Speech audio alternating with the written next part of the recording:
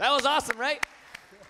Hey, I'm Paul. I'm one of the teaching pastors here at Epic, and we are so glad to be here with you on Mother's Day. As you can see, we're doing things a little bit differently today.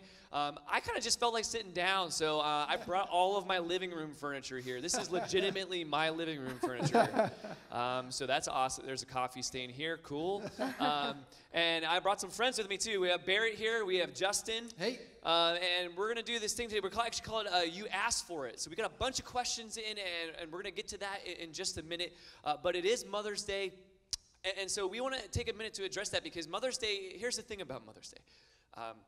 It is awesome and it is amazing. And then I think it is also very tough for a lot of people as well. And so we kind of want to take a minute here to just address the diversity of experiences and just the people that we have with us today. So Barrett, you want to start us off? Sure. So first I want to talk to all the moms in the room and watching at our other locations who feel like they just don't get enough credit. Which I'm guessing is probably all the moms sitting in this room at all our other locations. Right. Because there is so much stuff that you do that just goes unnoticed, right?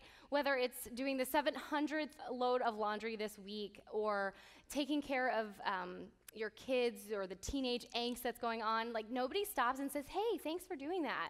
And we just want you to know that we see you and we appreciate you and we honor you today. Yeah. Yeah, and there's a lot of moms who don't get enough credit, and so I'm going to speak specifically to a couple of those.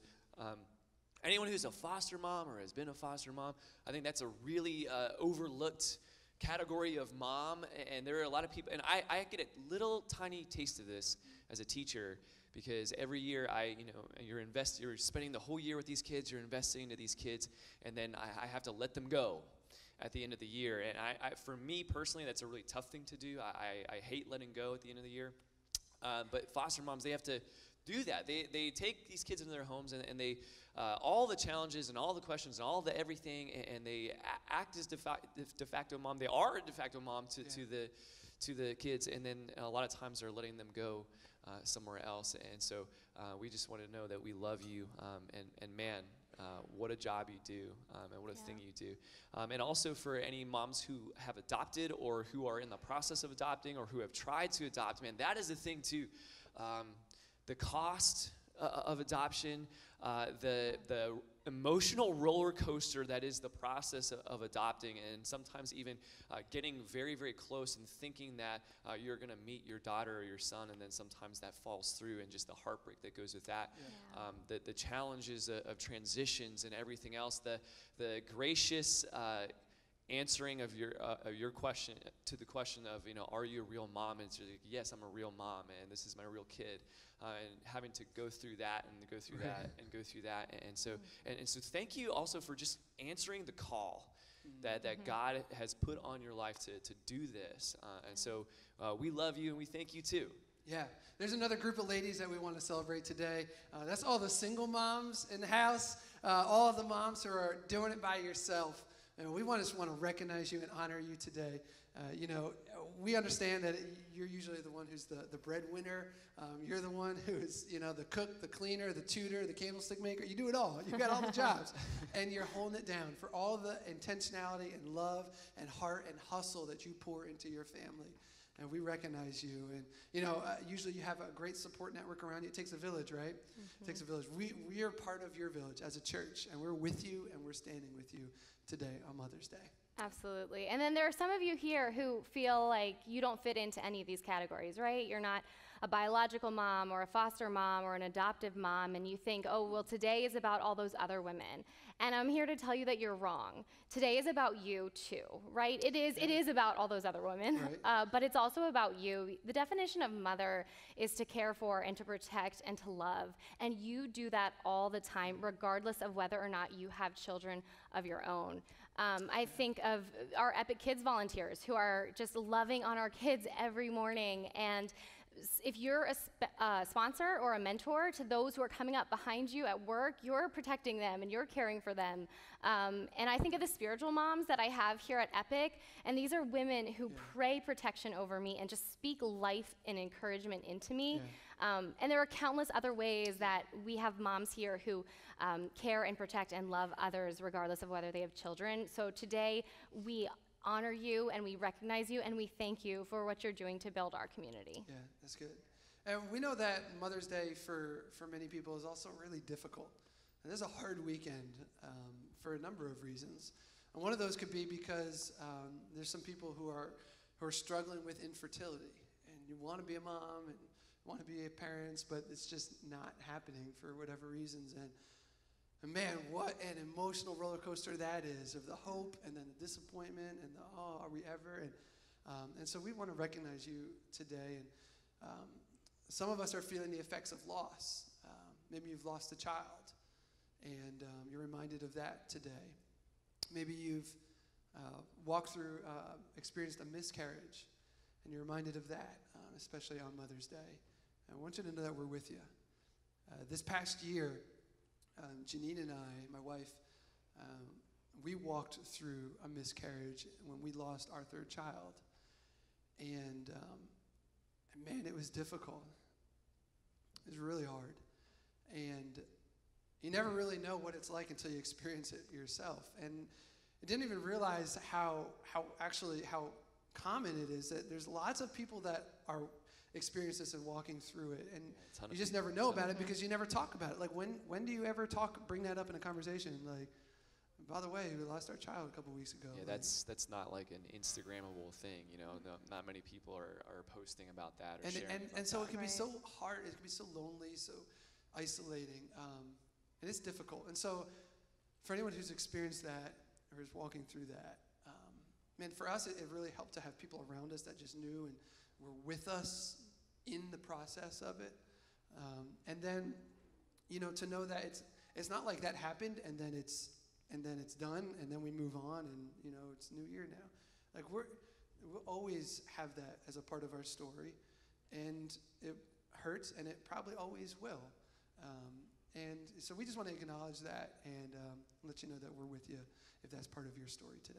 Yeah, and thanks for sharing that, Justin, because I really do think that's a huge thing that not many people are talking about, and just to know that, man, you're not alone in that. There's a lot of other people here who have dealt with it and are dealing with it is huge. And I know, you know, along the same lines, this day is really tough for some people because it represents loss, and it reminds you of a loss. I mean, you lost your mom, and that might be physically. You might have lost the relationship in some kind of way. Maybe you've never even had a relationship with your mom. That's actually what this makes it difficult.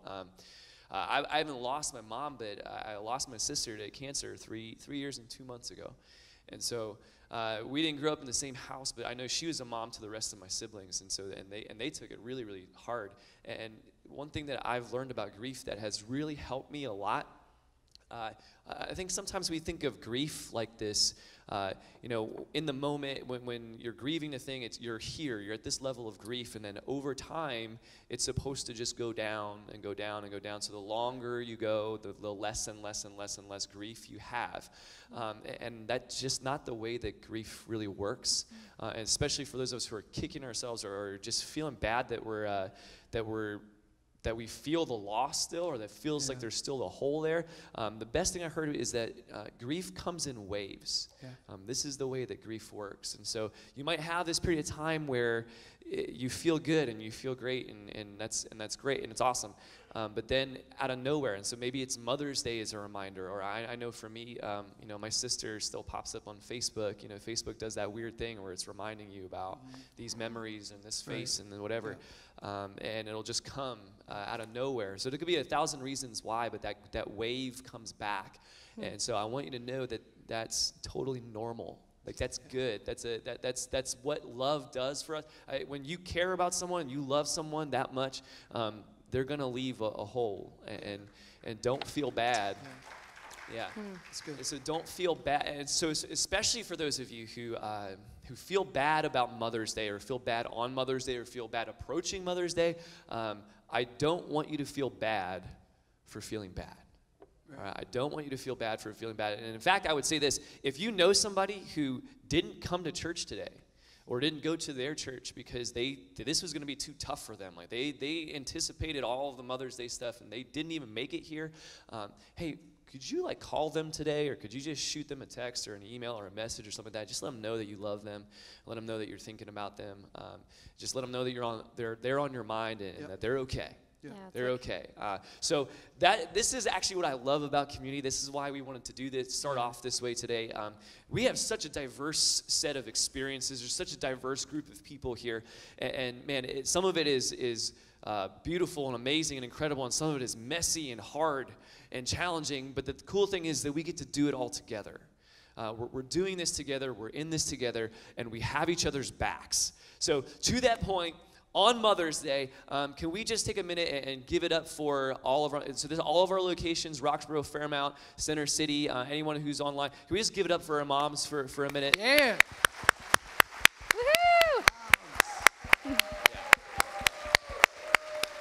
All of you moms, you're awesome. You're awesome. And for anyone who is totally over Mother's Day, I want you to know it's also National Leprechaun Day. Well, there you go.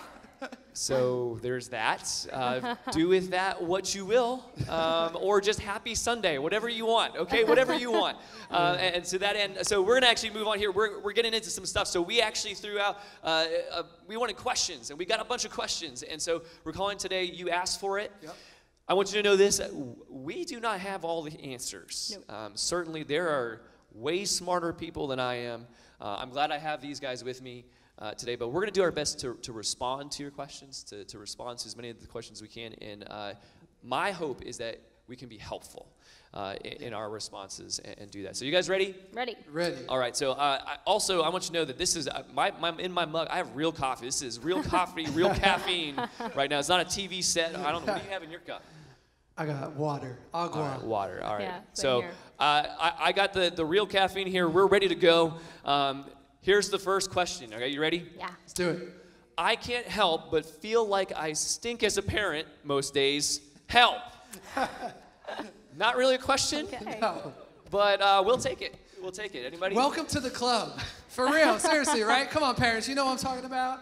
Welcome. It is. Parenting is so hard. It is. It is so hard. But yet, it's also at the same time so very rewarding. I don't know how that is. I've been a parent for 5+ years. I've been doing time for 5 years. And, you know, and, Gosh. and it is, we're not prepared for it. It's difficult. It's hard. But yet, it's also rewarding. And I get it. I get it. Oftentimes, you can feel like a failure when you're a parent, right? Yeah. So something that you should know is I've been a parent. Paul's not a parent yet. But Barrett is going to be a parent in about 5 months. Yeah. Oh, yeah. Yeah, and it's, I mean, I don't know how I feel about the doing time comment, but it is reassuring to tell me that parenting is hard. Because one of the biggest fears that I had to get over when deciding to become a mom was this fear of failure. I feel like parenting more than anything else in my life thus far, like almost guarantees it. And as someone who doesn't like to fail, I was like, I don't know if I could do it. I don't know if I could be a mom. Right. And a friend of mine gave me some really good advice as she was helping me work through this, and it was, all you have to do is just love your child unconditionally. Like, that's the only thing you have to worry about. That's good. That'll And preach. it was so I like good. that. And it was like this weight was lifted off of me. It like made this idea of becoming a mom so much less intimidating, because I was like, well, I can love my baby. Like, I can do that. I can love my kid. And so it's like, oh, I don't have to be perfect. I have to just love them. I don't have to, be president of the PTA. I just have to love them. I don't have to, throw the best birthday parties. I just have to love them. Yep. I don't have to feed them healthy, organic, pureed food, which I just heard at a daycare. They said all the moms bring in. I'm like, oh, this might not be for me. I don't know if I can do that, but thanks for the tip. I can do chicken nuggets. I can do chicken nuggets. Yeah, chicken nuggets, I'm good. Anything, okay, but anyway, side note. For me, it was just really freeing to be like, hey, I just have to love them. That's like the number one thing. Yep. And, when I think about the times that I know I'll inevitably fail as a parent, I just cling to this, one of my favorite verses in the Bible, says, my grace is sufficient for you, and my power is made perfect in your weakness. That's my favorite too. It's good. Yeah, so it's like when I'm weak, then God, be strong for me. Then give me the words, give me the wisdom to be a good parent, because it's ultimately his Because you feel child. weak a lot, right? Like, you feel weak a lot.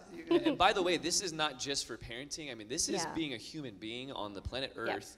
it doesn't matter if you're talking about being a husband or a wife or a student or a teacher or any part of your job. I think we all have these moments where we feel like we stink at whatever we're doing, and we just need to know that you don't need to be perfect. You don't need to be perfect. So. Something that's been helpful for my wife and I is a phrase that we actually adopted because it's part of our Epic Kids ministry here, our approach to kids. And the phrase that's helped us is, it's just a phase. It's just a phase, right? And so sometimes we look at each other, we're like, this is just a phase, right? Like, please, tell me this and is I a teach phase. middle school, so I tell myself that every day. I'm like, this is just a phase, man. This is just a Gotta phase. get through this. But listen, one of the things that I've loved about being a parent is I've learned and I've seen like kind of a beautiful picture of how God views me as his child. The way that I approach my kids, or the way that I don't approach them. I'm so glad that God doesn't treat me like that, you know? And you can just kind of get a greater understanding, a deeper understanding of God's love for us and how he works and the way that we can approach him as our Father. And it's really special, so it's a neat thing.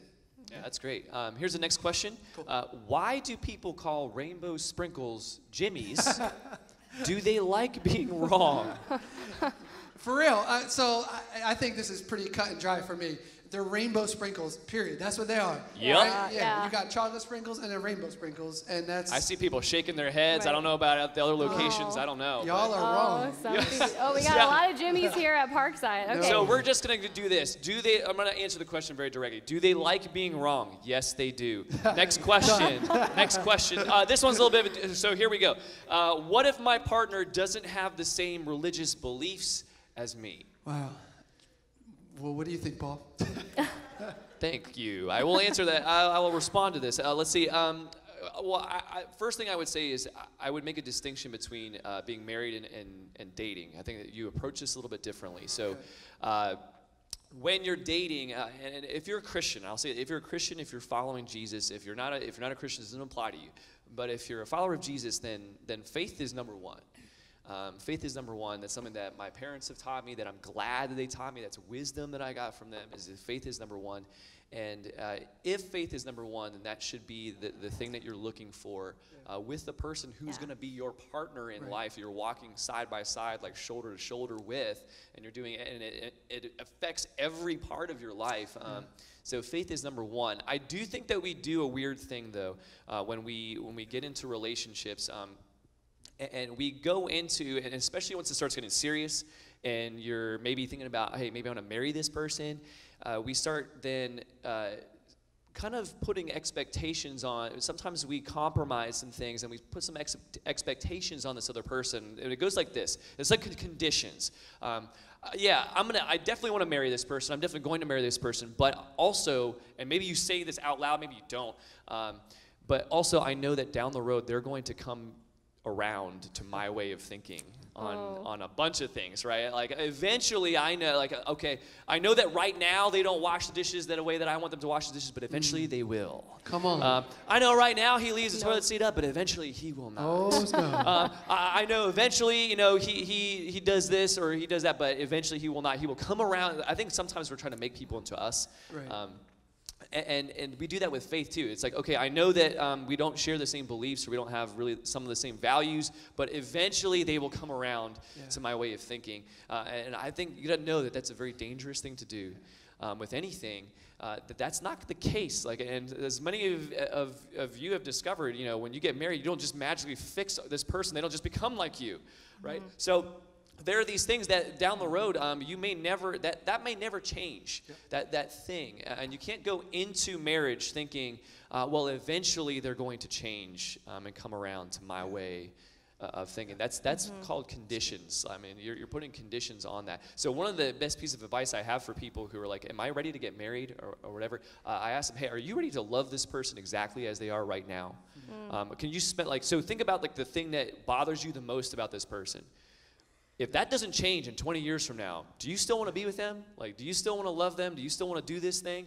Yeah. Because if not, then you've got to think about that stuff. And I think with faith, there's such a huge thing with that. You've got to, I think it's wisdom. It's asking yourself, what is the wise thing to do? Kent talked about this last week. It's prevention is always better than intervention. And so you can avoid so many of these issues by addressing this while you're dating. Something I heard was, hey, lower your expectations, but raise your standards. That's good. You like that? Yeah. Lower your Yeah. expectations, but so what that actually means is lower your expectations are who I wish this person would be or who I want that person to be. So it's actually lowering those, but you actually raise your standard for who am I going to be with? Like the person that I am going to start dating is going to be here. Right. So that way I don't spend my whole life wishing that they were here. Yeah. Right? So that's what I would say about Raise that the if you're standard. dating. Yeah. Raise the standard. That's good stuff for dating. And then I think the other part of the question is, right, okay, well, I'm already married, so what do I do if in my marriage my spouse doesn't share the same beliefs as me? And I think my answer to that would be a little bit different. And it really comes from Mark 12, which, like, at the core of it is love God and love people, right? Mark 12 talks about the 2 greatest commandments. So the first one is to love the Lord your God with all your heart, soul, mind, and strength. And the second one is to love your neighbor as yourself.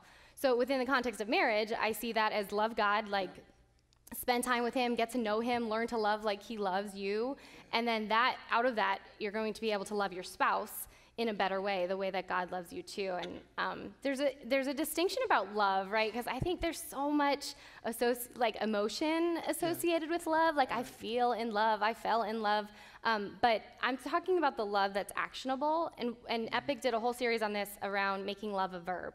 And I think that's the way that we need to love our spouse, and that would be the advice in terms of whether your spouse shares your beliefs or not, to love them in an actionable way. And I love 1 Corinthians 13, and if you've been to a wedding in like the last decade or maybe 100 years, I don't know, they probably have shared this passage with you, or you know, the one it's like love is patient, love is kind, does not envy, blah, blah, blah, blah, blah. Yep. It's not self-seeking. All those things. Okay, yeah, all those really good things. Look it up, 1 Corinthians 3, 4-8. But that is like a really good barometer of how are you loving your spouse. So it's not really looking at them and what are they doing or what do they believe, and it's really looking at yourself and be like, am I really, for me, my husband's name is Trent, am I really loving Trent in a sacrificial way? Am I really putting his needs ahead of my own? Am I really forgiving that thing I keep bringing up time and time again? Well, probably not. I'm probably keeping a record of the wrong, right? And so then I'm not loving him the way that God's calling me to love. Yeah, that's good. And I've heard so many stories, because I get to hear some stories of different people in relationships, of how prayer has played an integral part in them seeing their partner come to know the Lord. And God has drawn their heart to him through prayer. And so I would not overlook that. I would say absolutely that is a foundational part of praying for your partner, praying for your spouse, praying for the person you're dating, whoever it is, and that God would draw their heart. A great resource, a book, if you want to write this down, to that end, is called The Power of a Praying Wife, or The Power of a Praying Husband, or The Power of a Praying Mom. There's a bunch of different books. You can pick up whichever one fits your category, right? And that will really give you some actionable steps of how do I focus in on prayer in this aspect of my life. It's good. Yeah, and to that point, my parents were in that situation where they didn't share the same faith, and so my mom, every day, my mom is Korean. Koreans are prayers. Yeah. By nature. And so she would wake up every single morning at 5 a.m. and drive to the church every morning and just be face down and pray for me and for my dad. I mean, there were tears and there was struggle, and this went on for years and years and years and years. And to that point, I mean, my dad and I ended up becoming baptized. We got baptized together at the same time. That's cool. Which was awesome. Yeah. But also the interesting side note of that is that my mom, then the wisdom that she passed along to me was, even though it eventually, after years and years and years, worked out for her, she said, make sure when you date, you're dating someone who shares the same faith. So that's like the wisdom that she learned from all of that for me was, hey, you don't want to go down this road that I went down. It's unnecessary. Prevention is better than intervention. Here we go. So there's that. Here's the next question. Okay. This one's a doozy. So you ready for this? Okay. How do you overcome grief and depression and anxiety. And so we have 3 simple steps for this. Justin, you want to start off? Yeah, you ready? Get ready to write this down. Number 1, listen to what Barrett's going to say. What do you think, Barrett? Yeah, so full disclosure, I did a little pre-work on this question. I reached out to a friend of mine who is studying this very topic in grad school, and she gave me a lot of really helpful information. And her biggest takeaway on this question is that community is vital. It is so important if you have depression or anxiety to welcome in your community the loved ones around you and let them be a part of this journey with you. I think the natural tendency is, as you're working through all of these feelings, to just push people away and be like, I got to figure this out myself. And the caution is, don't do that. Let them in. Let the people who love you walk through it beside you. And a note to those of us who have friends and loved ones who are living with depression or anxiety, your job is just to walk with them, just to love them. It is not to fix them. It is not to tell them this like magic word of what to say. It's just to be there with them. Right. Yeah, so I think that was Good. really and you helpful. even mentioned to us that maybe the way that this question came in, the way it was posed to us, is how do I overcome depression? How do I overcome anxiety? How do I beat it? Yeah. For good. Then maybe that's not even the best way to look at it, because it's not always about overcoming it, but it's learning to manage it and walk with it and live through it. Yeah, that's exactly right. So God doesn't promise that everyone living with depression will completely overcome it this side of heaven. And so we don't want to set that expectation. It really is about, people will live with it their whole lives, and it's just learning how to manage it well. And so the Bible says that Jesus is our comforter, but that's not exclusive of the fact that therapy and medication may help you manage depression and anxiety better. And so we want you to know that that's okay, and those are helpful tools and strategies that can be provided. And one of the things I'm learning about therapy is while you're in therapy, you're doing the work of discovering who you are. And so if you're a Christian, you're really doing the work of discovering who you are in Christ. Yeah. And then you're also learning really practical strategies for how you can help manage depression and anxiety so that you can walk into exactly who Christ wants you to be. Right. And so we just want to encourage you and support you on that journey. Yeah, that's awesome. So we're actually going to do a little bit of a lightning round here. And so we're going to ask some questions and try to give some pretty brief responses here, as brief as we can. So here's the first one. How can I deal with individuals who question my faith without being super preachy? I think it's a good goal. I actually think this is a good goal. So what I would say to this is, number 1 tip, humility. I think humility is the way. The New Testament talks about this all over the place, having humility. Jesus talks about this a lot. Hey, take the plank out of your own eye. Take the tree trunk out of your own eye before you worry about the speck in someone else's eye. And I think doors open. You'd be surprised and shocked at the doors that will open if you can just do this with humility. So if you're someone who's like, I'm not humble at all, I struggle with that. So here's what you do.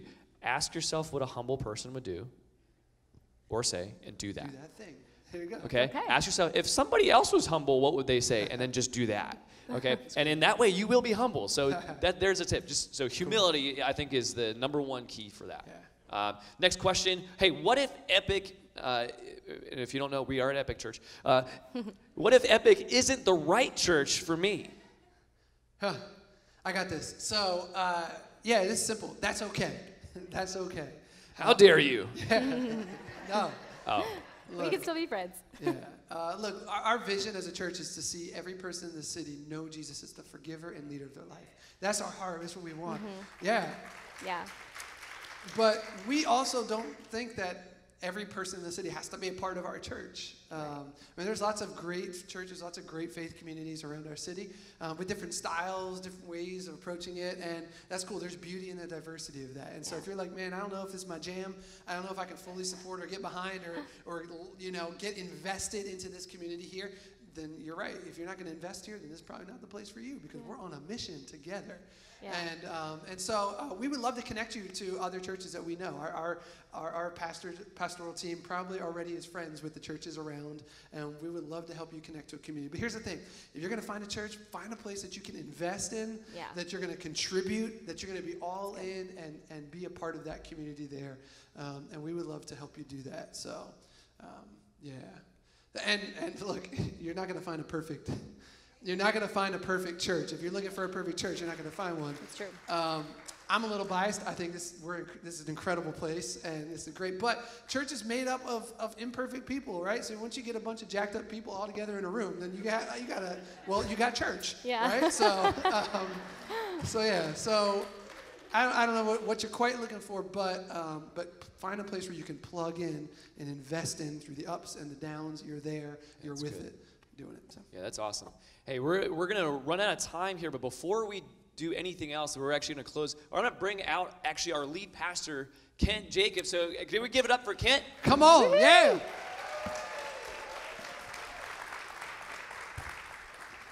How's it going, buddy? Great. Good.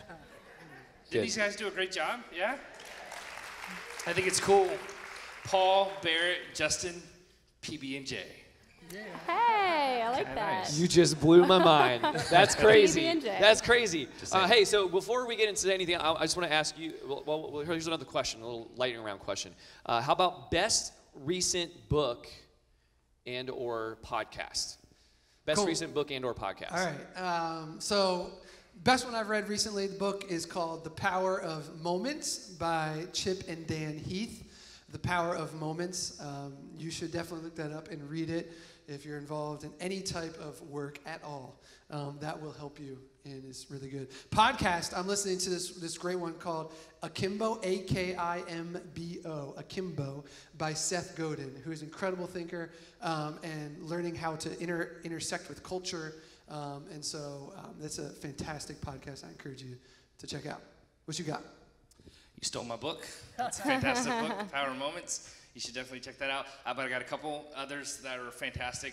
One is called Grit, written by Angela Duckworth. It talks about the power of perseverance and passion. We drill that into our kids. If you get asked either of my kids, you walk up and say, Jacob's never, and they will look back at you and say, quit. We never quit. That's We're awesome. not the Good. I'm gonna smartest, test we're them not out the today. fastest, Parenting but we tip don't right quit. there. So that's a big one.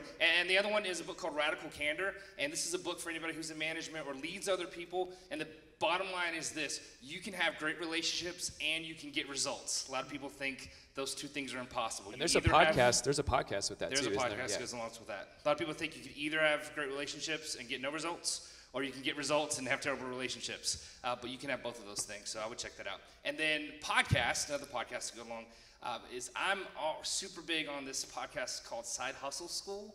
And it's all about like people's side hustle, like this thing they do on the side to kind of create extra income for their family, and it's pretty awesome. Really So short episodes. they're too, like so it's 7 good. minutes long, and so you can like crank out 3 or 4 of them in the car, so it's cool. Awesome. I would say Braving the Wilderness by Brene Brown is one I read recently that is just phenomenal. It's a quick read, and it's just all about being courageous enough to be authentically you, and then also connecting with those who are different from you and share different viewpoints of you, and really just recognizing humanity in that way. Also, not as recent of a book for me, but something I've been revisiting lately in light of the conversation we had today is Present Over Perfect by Shauna Niequist. And it just talks about really letting go of these standards of perfection and just being who you are and being really present in the moment, which is something I've been working on. Yeah, those are good. For me, Everyone Poops. Ever heard of it? It's a great book. I read it pretty regularly. Bestseller. No, actually, one is a great one. Ego is the Enemy. It's one of the coolest books that I've read in the last year or so by Ryan Holiday. Ego is the Enemy by Ryan Holiday. And then once you read it, you're going to see it everywhere. I promise you this. So that one's really good. And also, so I just started listening to Revisionist History, the podcast with Malcolm Gladwell, which has also been very interesting. So there's that. So we got books, podcasts. I mean, we got everything today. I got a question now for Kent. Hey, what's next? Great. What's next? I'm excited to answer this question. This is a lot of fun. So one of the things that's coming up next is in October, we're actually be celebrating our 10th birthday as a church. We'll be 10 years old. That's awesome. Double digits. We're a decade. And to celebrate that, there's a couple of things that we're going to do. Number one, we're going to have a big party. And when I say big party, I mean big party. In fact, it's going to be the first time ever that we have all 4 locations under one roof. We're going to have a big thing. We're going to blow it up. It's going to be awesome. We'll walk down memory lane. We'll tell jokes and laugh, and I'm sure there'll be moments where we'll cry. And I bet you we will leak some stuff about the future and where we're headed next. It's going to be an incredible time. You won't want to miss it. So you hear more about that as we get there. But I wanted to also let you know this. That night, we're going to be releasing our very first EP as a church. So our very first worship album is going to be coming out that night. It's Kent's rap album. Wow. Oh, gosh. Absolutely. Oh. That's That's another project. Sorry, that's the other project. I will never rap on an album. So that's never going to happen. So that's going to happen that night, and it's just going to be really powerful. And I did want to also say this. So we've been looking for venues. We found one venue. It's our backup right now as a good possibility. But finding a venue big enough for all 4 locations to come together, we need like seating for more than 2,000. That is not an easy feat. So if you know somebody, or you know somebody who's got the hookup somewhere, then please let us know. Send some emails, and we'd like to know those options. So that's a big deal. So that's one thing. We're turning 10 in October. Another thing that's coming up next is this.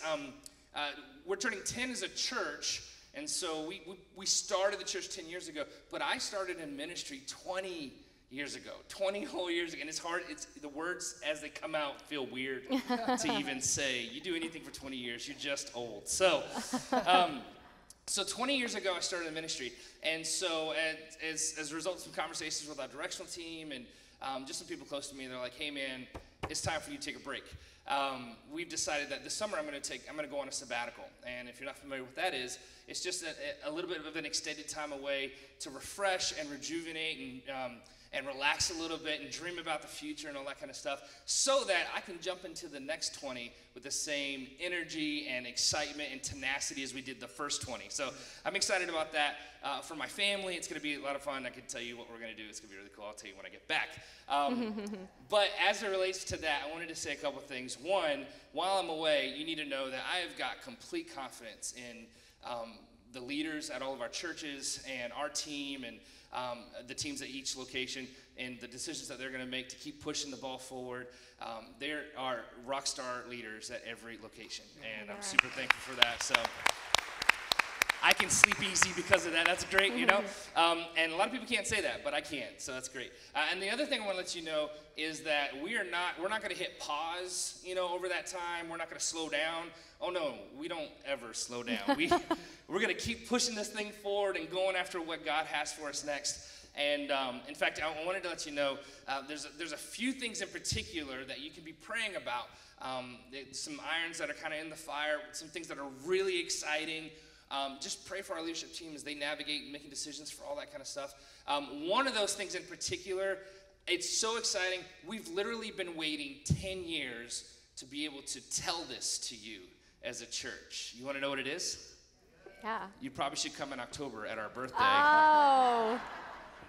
That was wrong. That was mean. not right. That was not right, man. I'm not going to tell you that, but I will tell you something else. So this is something really exciting. There's been a lot of chatter about where our 5th location is going to be as a church. We have 4 locations around the city. And so where's the 5th one going to be? And we've been praying, kind of seeking the Lord and talking and strategizing. We've got plans for location 8, 9, 10. We're not stopping. 11, 12, 13, 14, 15. As high as you can count. As long as there's still people to reach, we're going to keep going after it. But number 5, we're really looking at the possibility and exploring what a location in King of Prussia would look like for us as a church. And so we're very excited about that, and you need to know this. We're looking specifically at portable options around King of Prussia. And so leasing space, that would be good for a church. And so I want to let you know this, that on June 1st, coming up not too long from now, on June 1st, we're going to be having an interest meeting for anybody who's like, Epic Church KOP? What's up? I could do that, right? If that's, your speed or you kind of live out that direction, lots of people come from all over the place to go to our church. If you're interested in being a part of that or want to help push that ball forward or just learn more about it, man, we'd love for you to come to that interest meeting on June 1st. You'll get more details in your email about when exactly it's going to be and where it's going to be. But that is coming up, so you need to know that for sure. All right, so that's just around the corner. The other thing I wanted to share with you real quick is that next week, we've been counting down the days to a series that we're starting next week called Who Needs God? and we're very, very excited about this. This is a series that, it's actually a conversation that started down in Atlanta at a church called North Point, and the lead pastor there is a guy named Andy Stanley, who has had an incredible amount of influence in my life. I mean, incredible amount of influence. And has had an incredible amount of influence on our church as a whole, about how we approach church and how we do church. And so they did this series, and I listened to it, and when I listened to it, I thought to myself, man, everybody in our church needs to hear this. It's this phenomenal series. I mean, Andy puts on a masterclass in talking about why you should believe in a God, and the significance of that. And I know that leading to this, you guys actually got a bunch of questions about the Bible and things like that. Is that we right? got how to read the Bible, what if I don't believe everything in the Bible, lots of questions that we didn't get to today. Okay. So this series, we're going to be able to answer a bunch of those things. So, so if that's where you're at, if you're like, yeah, I got questions about that, this series is going to be a great one for you to be at. If you're at the place where you're like, I don't really know about faith, I've got questions, I'm kind of kicking the tires here, and this is a great series for you to be at. If you've got friends that are kind of in that place, this is a great series for you to invite them to. If you are a follower of Jesus and you're like, no, I'm good, I know, here we go, that's cool, but you'd like to know how to talk maybe with a little more intelligently about things like that with people who've got questions, then this is a great series for you to be at too. So no matter which way you slice it, you need to be here at this series. And I really think that next Sunday represents what for us is one of the most anticipated series we've ever gone into. It's really good. Yeah. It's really, really good. So you need to make sure that you're here as we kick that off. We've got you some invite cards. They look like little bookmarks. Make sure you grab some of those, pass along to some friends this week, and bring some people to church with you next week. It's going to be a powerful, powerful time. So that is what is next. All right, that's awesome. Hey, so I hope that being with us today here, no matter where you're at with Mother's Day, or maybe this is your first time here, you've been here for a long time, here's what I hope that we can all walk away with. To know that no matter what you're going through or what you're dealing with, that you are not alone. And then also, B, don't be alone. So not only are you not alone, I don't want you to be alone. And so if you have something going on, let somebody know and talk to somebody. There are other people who are going through what you're going through. There is more compassion, more understanding out there for you than you realize. So don't be alone. And what I'm hoping is that through all that, we know that, hey, this is why we do church. This is what I love about this. What I love about doing this is that we all have our stuff. We all have things going on, but we get to do it together, which is pretty cool. So, hey, is it okay if I pray for us? Yeah. Is that all right? Yeah, please do. All right.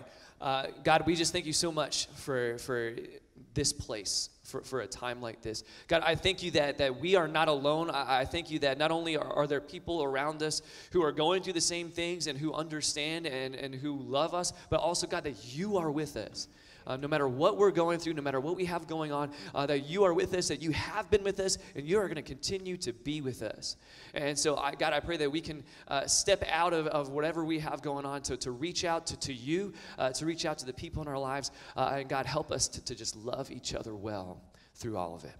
We pray these things in Jesus' name. Amen. Amen. Amen. Let's go. Can we give it up for our team here today? Great job, guys.